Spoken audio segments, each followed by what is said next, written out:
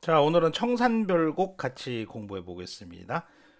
자, 학습 목표 한번 보시죠. 청산별곡 해놓고 본문의 내용을 오늘날의 말로 바꾸어 해석할 수 있어야 한다. 이제 이렇게 돼 있죠. 그래서 이제 요거를 오늘날의 말로 해석을 하는 데 있어서 그 이제 연이 구분되어 있는데 연별로 핵심어를 위주로 해석을 할 수 있으면 땡큐입니다. 고전시가 역시 이 작품도 예외는 없어요. 고전시가는 해석이 되면은 반 이상 먹고 들어간다 이렇게 얘기할 수 있겠죠. 두 번째, 각 연의 상징적 시어와 다양한 시 해석을 이해한다. 자, 이 작품은 이제 뚜렷하게 화자가 누구다, 어떠한 신분의 어떤 사람이다 라고 이렇게 우리 함부로 정할 수는 없고요. 고려 가요인데 그 고려 때 화자의 어떤 그 계급이라든가 어떤 그 직업을 좀 고려를 해보면 여러 가지 해석이 가능하긴 하거든요. 그래서 그거를 다양한 시 해석을 한번 우리가 폭넓게 이해를 해놓는 것도 나쁘진 않습니다. 물론 가장 그 중에서도 이제 주가 되는 해석은 있어요. 이제 그거를 기준으로 이제 하긴 할 건데 중간중간에 선생님 설명을 해드리겠습니다. 자, 전체 이제 8연으로 돼 있어요. 그래서 이제 우리가 이제 배워야 될 이 작품은 고려가요라고 부르잖아요. 고려가요. 고려가요입니다. 고려 때 노래인데 고려가요 이제 특징 중에 이제 후렴구가 있다든가, 후렴구가 뭔지는 알지요. 후렴구가 있다든가, 그다음에 율격이 삼음보, 이게 좀 이따 설명을 드리겠지만 삼음보 내지는 그 분절체, 분연체라 그래서 분절체, 분연체라 그래서 연이 구분되어 있는 게 또 특징이에요. 뭐에? 고려가요에. 그래서 이 작품도 마찬가지로 연이 이렇게 구분되어 있어요. 1년, 2년, 3년 이렇게 가거든요. 거기에 맞춰서 작품을 이해해 주면은 아주 땡큐 하겠다. 이제 이 얘기입니다. 자, 1년부터 한번 가보죠. 자, 1년에 일단은 역시 핵심어가 있어요. 핵심어. 청산. 예. 사실 1년에 이 첫 줄, 사월이 사월이었다, 청산이 사월이었다, 요게 해석이 되면요.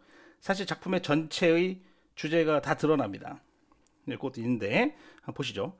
자, 사월이 났다, 청산에 사월이 났다. 일단은, 요 사월이 났다, 요 놈을 갖다가, 기본적으로는 좀, 살고 싶구나, 살겠노라, 살아야겠다, 이런 식으로 해석을 합니다. 거기 가서 살고 싶다고, 어디 가서? 청산에 가서 살고 싶다로 우리가 해석을 해요. 기본적으로. 근데 이제 물론 살아야 했었다. 뭐 이런 식으로 후회 이렇게 해석을 할 수도 있는 그런 가능성은 있습니다. 살아야 했었다. 이렇게 볼 수도 있는데 사실은 근데 살아야 했었다, 살아야 했다, 내지는 살아야겠다, 앞으로 살고 싶다. 어떻게 해석을 하든 이 청산의 이미지는 바뀌질 않습니다. 청산 여기 살고 싶구나 이렇게 해석을 했을 때 청산은 이상향이라고 볼 수도 있고 현실에 대한 도피처가 될 수도 있고 자신의 마음의 안식처가 될 수도 있습니다. 내가 바로 살고 싶은 바로 그곳이에요. 우리 시에서 얼마나 많이 그런 내용이 나옵니까? 어딘가 가고 싶어하는 그런 내용, 좀 이상향 이런 데 있잖아요. 그러니까 살고 싶구나 이상향에 가서 이렇게 해석해도 그 이상향이라는 게 달라지진 않고, 그리고 살아야 했었는데 뭐 이렇게 해도 진작에 거기 갔어야 되는데 내가 가고 싶은 그곳, 이것은 다른 바가 없거든요.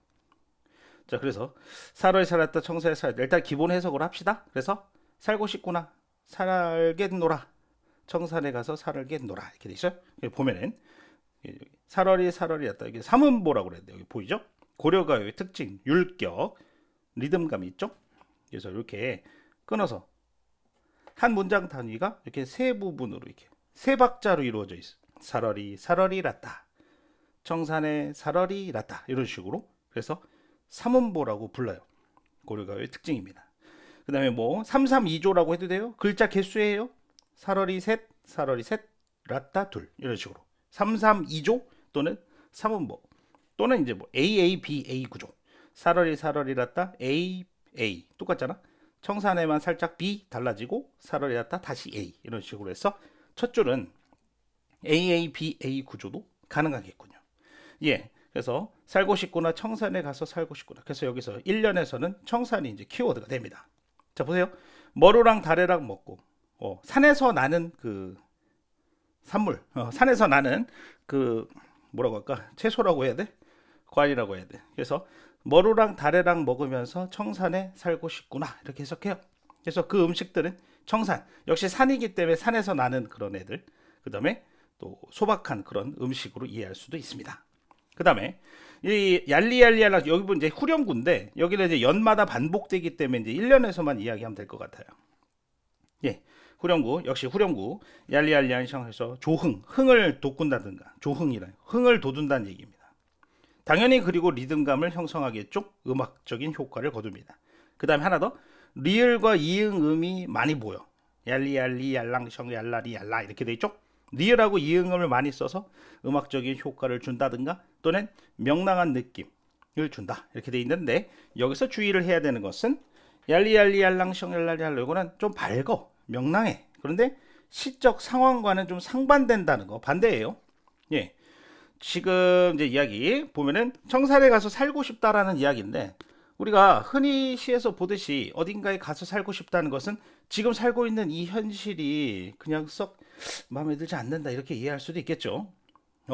지금 현재 삶이 만족스러우면은 왜 가? 안 가지. 근데 이제 가겠다고 이야기, 가고 싶다 이렇게 얘기하는 걸 봤을 때는 이게 현재 상황이 별로 안 좋은 건데, 밑에 잘 나옵니다. 그래서 일단 시적 상황과 이 후렴구의 느낌이 상반된다를 먼저 가져가시면 되겠습니다. 2연 보세요. 이제 2연부터 이제 본격적으로 내용이 잘 나와요. 감정이 잘 표현되고 있습니다. 자, 울어라 울어라 새여 자고 일어 울어라 새여. 이거는 이제 우는구나 이렇게 해석을 해볼까요?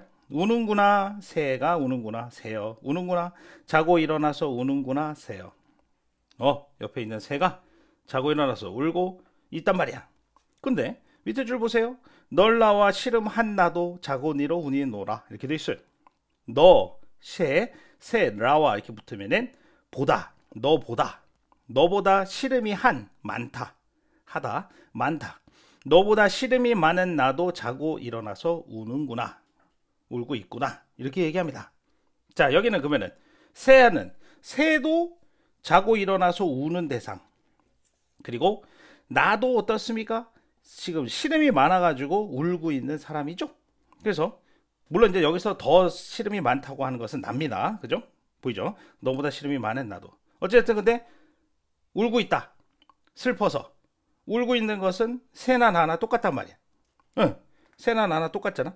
물론 당연히 여기서는 가져가야 되는 게 새입니다. 새가 핵심어예요. 가져가세요. 자, 새가 울고 있어요. 근데 그거 보고 있지. 그러면서 너보다 시름이 많은 나도 자고 일어나서 울고 있노라 라고 이야기합니다.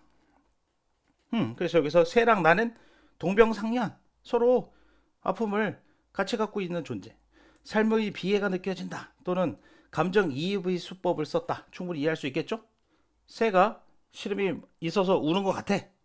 근데 그것의 근본에는 내가 지금 시름이 있어서 울고 있거든. 그러니까 새도 슬퍼 보이겠지. 그래서 너랑 나랑 똑같구나 라고 이렇게 얘기하는 감정이입의 수법이 잘 보이고 있는 거죠.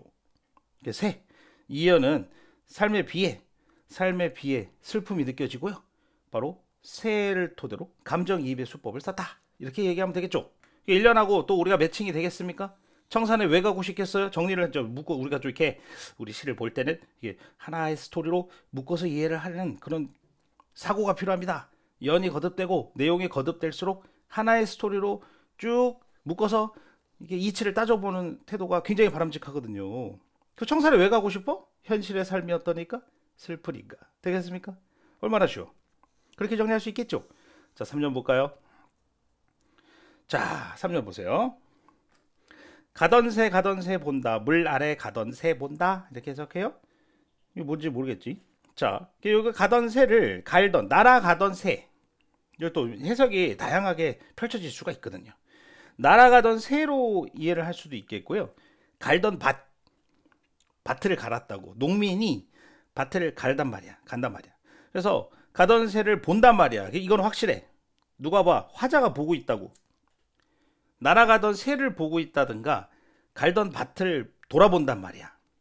근데 그게 어디 있냐면은 물 아래에 있어. 요런 거는 조금 이제 우리가 외워줘야 될 것 같아. 물 아래는 속세로 이해를 하겠습니다. 속세라고 돼 있죠? 요거는 이제 우리가 약간 공간적인 이해로 하면 좋겠는데, 내가 지금 어디 가고 싶어 하는 상황이야. 아까 청산에 가고 싶다 그랬지. 청산은 이상향이라고 이야기를 했죠. 그래서 이상향의 반대편 속세, 이렇게 우리가 좀 정리를 할 수도 있겠죠. 예. 자, 그래서 여기 다시 한번 이야기를 드리면, 자, 아까 1년에서 이제 청산에 이제 막 가고 있는 와중이라고 한번 생각을 해볼 수도 있겠고요. 완전히 도달하진 않았고 막 가고 있다고 생각해 봅시다. 가려고 했다고 생각해 봅시다.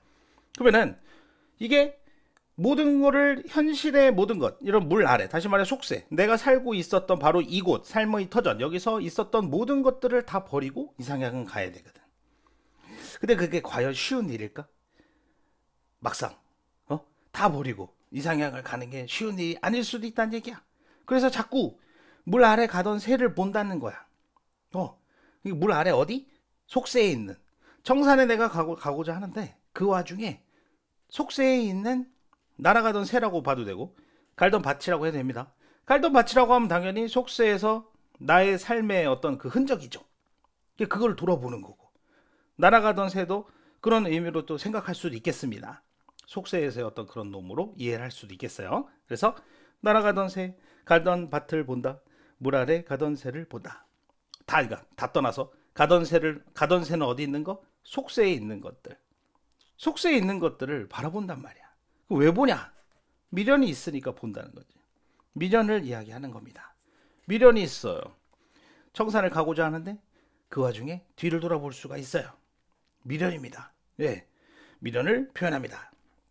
그렇게 이해를 하겠어요. 그 다음에 익 묻은 장글랑 가지고 물 아래 가던 새, 반복은 됐고요. 익 묻은 장글, 요 같은 경우도 해석이 여러 가지가 될 수가 있어요. 이렇게 보시면은 이끼 묻은 쟁기라고 표현을 해놓기도 했고요. 그 다음에 날이 무딘, 우리가 뭐 창이나 칼 같은 경우는 날이 이렇게 서 있어야 되잖아, 날카롭게, 그죠? 근데 날이 무뎌져 있는 병기, 무기, 이렇게 생각해요. 무기라고 해석을 해도 되고, 아니면은 쟁기라는 것은 농사 도구요. 농사 도구, 농사 지을 때 쓰는 농기구란 말이죠. 그래서 어찌됐든 이끼 묻은 쟁기, 날이 무딘 병기는 뭔가 어떤 이해가 돼. 쟁기가 이끼 묻어 있다는 얘기는 뭔가 삶에서 좀 잘 안 쓰였다는 얘기잖아. 그 이끼가 묻어 있다는 얘기는 쟁기를 제대로 쓴 적이 없다는 얘기지. 또는 이제 날이 무딘 병기 같은 경우도 뭔가가 세월이 오래된 느낌을 줘. 이게 자신이 뭔가 하는 일에 있어서 뭔가가 상실된 상태? 이게 좀 많이 된 거를 표현하는 거예요. 자, 무슨 말이냐? 요걸로 보면 이끼 묻은 쟁기를 우리가 해석을 하자면은 뭘로 보면 되냐면은 삶의 터전을 상실한 농민으로 보면 되겠어. 삶의 터전을 상실한 농민으로 이해하면 좋겠고요. 그 다음에 날이 무딘 병기 같은 경우는 군사가 되겠지, 병사, 그죠? 근데 뭔가 이게 변방에 많이 나가 있어가지고 오랫동안 나가 있어서, 변방에 오래 나가 있어서 지친 상태야. 뭐 그렇게 이해를 해도 되겠고요. 네. 확실한 거는 뭔가가 지금 미련을 갖고 있는 거, 요거는 확실하단 말이죠. 네. 그래서 이끼 묻은 쟁기, 물론 요거를 갖다 또 은장도로 해석할 수도 있어요. 이끼 묻은 은장도 뭐 이렇게 해석할 수도 있어요. 그래서 은장도 같은 경우는 여자가 품고 있어, 그래서 실련당한 여인으로 해석을 하는 그런 다양한 방법이 있습니다. 자, 됐고요. 그래서 이끼 묻은 장갑은 여러 가지 해석이 되는데, 일단 기본적으로는 이끼 묻은 쟁기로 해석을 합시다. 그래서 삶의 터전을 상실한 농민으로 이해를 하시고, 그 다음에 그런 상태에서 물 아래 가던 새를 본다. 다시 말해 속세에 대한 미련을 갖고 있는 상태로 이해를 할 수는 있습니다. 됐어요? 자, 여기는 뭘로 볼까 하냐면은, 가던 새를 본다, 요거를 갖다가 키워드로 삼을 수가 있습니다. 가던 새를 본다. 그래서 속세에 대한 미련을 보이는 표현, 핵심어입니다. 그다음 사연. 자, 보세요. 자, 일인공 저인공 하야, 이럭저럭 해서 이럭저럭 하여 나즈란 디네와 쉬운데요. 나즈, 지읒 이렇게 싹 이렇게 이어졌기 고려해서 앞으로 다시 땡기면 낫 되겠죠? 이럭저럭 겨우겨우 낮은 지낼만 했는데 지내왔지만, 뭐 이렇게 해석을 해요. 이럭저럭 해요. 낮은 지낼만 했는데 오리도 가리도 요거를 또 마찬가지로 이어적기 살짝 고려를 해보면 올이 갈이 이렇게 해서 올 사람 갈 사람 올 사람 갈 사람도 없는 밤을 이렇게 돼 있는데 역시 요 미음을 다시 요 앞으로 이렇게 붙이면은 밤이 되겠죠. 예. 낮에 나왔으니까 밤이 나올 거 아니야. 그죠? 올 이도 갈 이도 없는 밤은 또 어디 호리라 이렇게 돼 있어요. 밤은 내가 어찌하리요 이렇게 해석을 합니다. 그래서 여기서 이 키워드는 밤이라고 하겠어요. 밤을 키워드로 삼으시고요. 밤은 절대적인 고독의 시간입니다. 껌껌하죠? 심지어 여기 뭐 써있잖아. 올 사람도 갈 사람도 없다. 외롭다. 고독하다. 충분히 해석할 수 있겠죠? 올 사람도 갈 사람도 없는 밤은 또 어찌하리라. 어떻게 보낼지 나도 모르겠다. 이렇게 이야기합니다.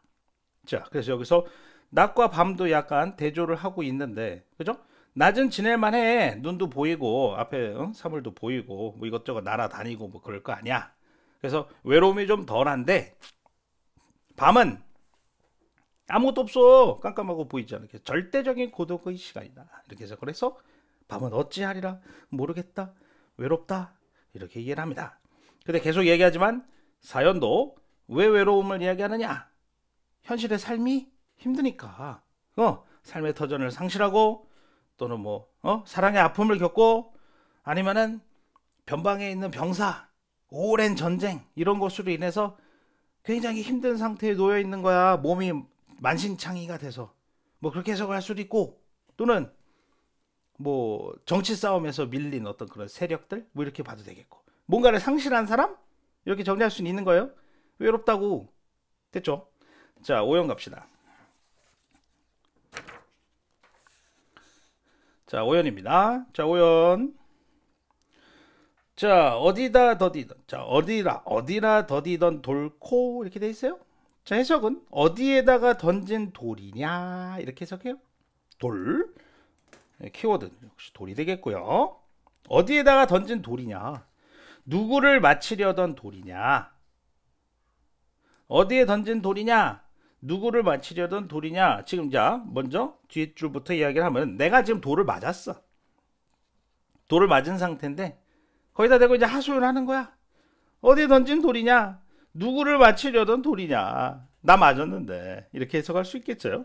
자, 그 다음에 여기도 밀이 아까 앞에서 했던 식으로 이어적기 고려해 보시면은 이렇게 되거든요. 여기 밀이 괸이 미워할 사람 사랑할 사람 이렇게 해석해요. 그러니까 없다고. 미워할 사람이든 사랑할 사람도 없이 맞고 운이노라 이렇게 합니다. 내가 맞은 거야. 돌을 아까 얘기했지만 누가 돌을 던진 거야. 나 가만히 있는데 아파 울어.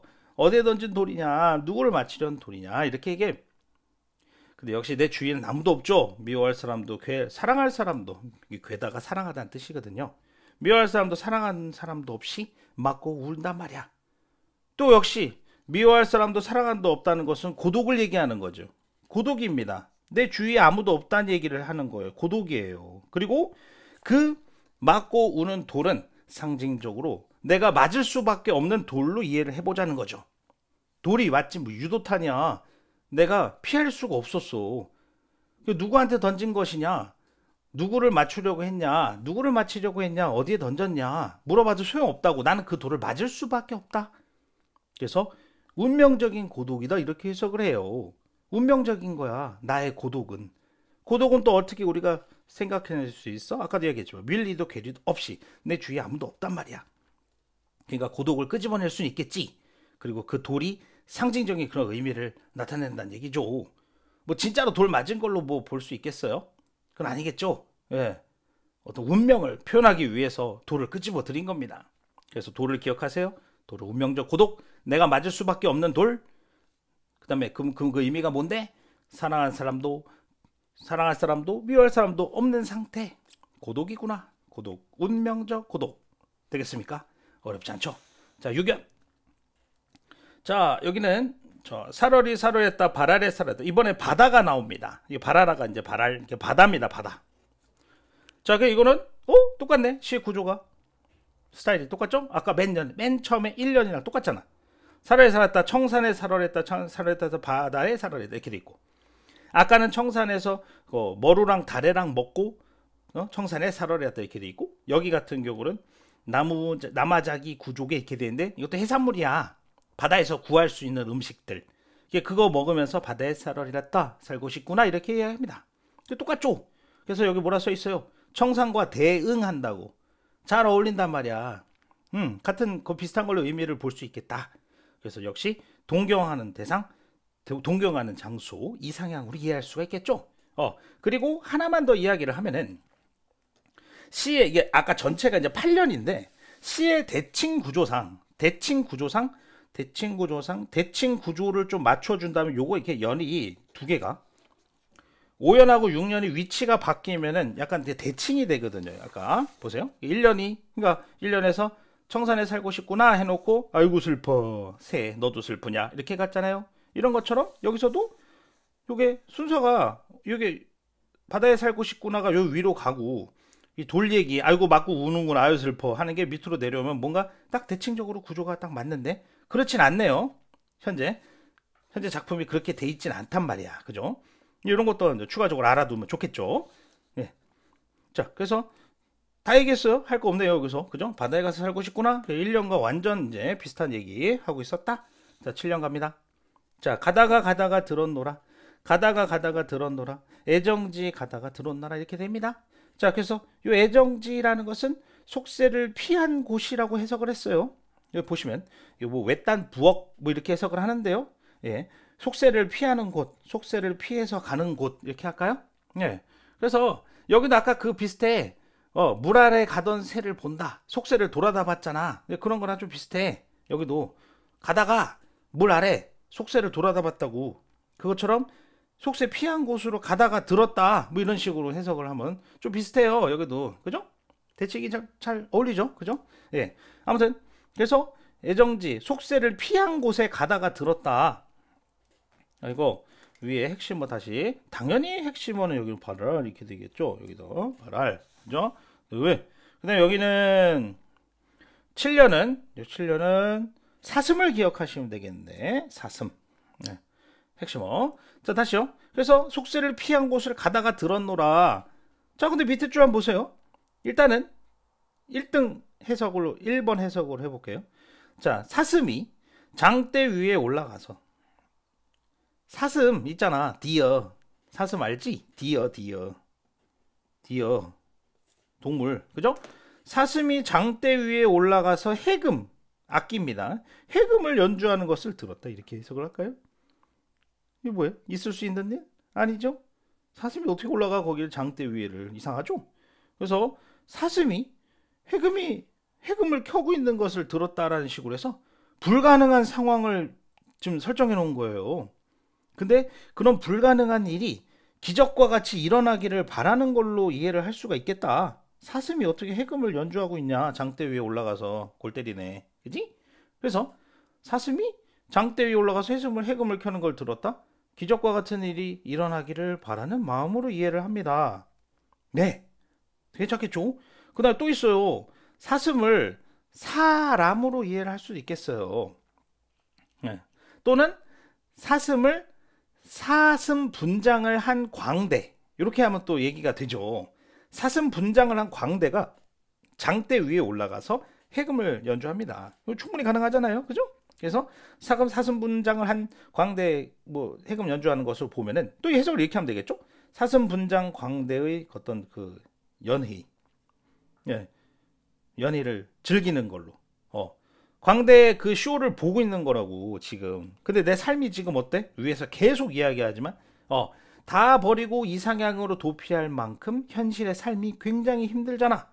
그러니까 사슴 분장 광대 연희를 즐기면서 나름의 고통을 좀 잊고 낭만적인 어떤 그런 느낌을 보인단 말이야.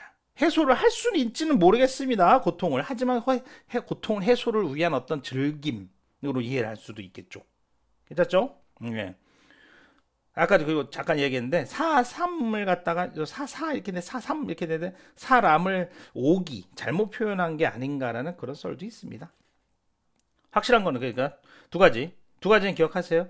사슴이 직접 올라가는 걸로 보면은 말이 안 되는 일 아니야. 그럼 지금 현실의 삶, 부정적인 현실의 삶을 좀 타개하고 싶은 기적을 바라는 행위로 볼 수 있겠고, 사슴분장한 광대가 이렇게 해석하면은 말 그대로 고통을 좀 잊는 거지. 저는 쇼를 보고 또 그렇게 해석할 수도 있겠죠? 가능합니다. 그래서 7년의 제목도 이게 생의 절박함과 고독으로 이렇게 봐놨어. 그래서 얼마나 절박하면 기적과 같은 일이 일어나기를 바라겠냐? 이렇게 볼 수 있겠습니다. 자, 마지막이에요. 다 했습니다. 자, 가다가 배가 불룩한 독 알죠? 독에 배가 불룩한 독에다가 설진 강수, 독한 술입니다. 역시 독한 술은 여기 8년의 핵심어입니다. 독한 술을 빚는구나. 가다가 뭐 누군가가 독한 술을 갖다가 배부른 독에다가 이렇게 잘 해놓은 거야. 술을 술을 빚고 있구나. 뭐 이렇게 해석해도 되겠어요. 자, 조롱박꽃 누룩이 매화. 여기 근데 누룩이라는 거 알죠? 술 띄우는 그 누룩 곰팡이 있잖아. 술 발효시키는 거. 조롱박꽃 누룩이 매화. 아주 알싸한 매운 냄새. 요게 잡사와니 이렇게 돼 있네. 요것도 이제 여러 해석이 가능합니다. 이게 잡는다는 거야. 붙잡다, 잡다인데 이게 목적어를 나로 볼 수도 있어요. 나를 붙잡는 걸로 볼 수 있습니다. 그러니까 누가 나를 붙잡아? 바로 조롱박꽃 그 술 냄새라고 합시다. 조롱박꽃 누룩이 여기는 술 냄새라고 하세요. 그래서 술 냄새, 맛있는 냄새, 술 냄새가 나를 붙잡으니 내 어찌하리고 내가 뭐 어찌하리요 이렇게 되는데, 그래서 조롱박꽃 그 술 냄새가 좋아가지고 나를 붙잡으니 이렇게 해석하면은 한 잔 마시고 또 역시 현실의 어떤 그 시름을 해소하는 그런 좀 낙천적인 모습으로 이해를 할 수도 있겠어요. 네. 또는 이제 또 다른 해석도 있어요. 자, 이 잡았다. 누구를 잡았냐면 나를 떠난 님으로 이해를 해도 돼요. 나를 떠난 님을 붙잡는 것으로 볼 수도 있어요. 그래서 내가 어찌할 수가 없구나. 체념적인 정서로 볼 수도 있는데 요 첫 번째 거를 잘 이해하시면 되겠어요. 일반적인 해석이에요. 그러니까 지금 현실의 삶이 지금 힘들단 말이야. 그 계속 나오잖아. 삶의 비애, 돌 맞고 울고 새 너보다 슬프고 뭐 이런 얘기 하잖아. 그죠? 그러니까 청산이나 바다에 가고 싶지. 그래서 굉장히 부정적인 삶의 터전을 상실한 그런 현실이란 말이야. 그랬을 때 이런 상태에서 술이라도 한잔 하면은 현실의 아픔을 조금이라도 해소할 수 있지 않냐, 이제 이렇게 보는 거죠. 네, 여러분들 역시 옆에 현대어 해석은 다 있고요. 제가 이제 하는 것을 요 얘기를 참고를 해서 역시 여러분들이 작품 정리를 잘 해놓으시고 문제를 많이 풀어보셔야 됩니다. 알겠습니까? 여기까지 해보겠어요. 고마워요.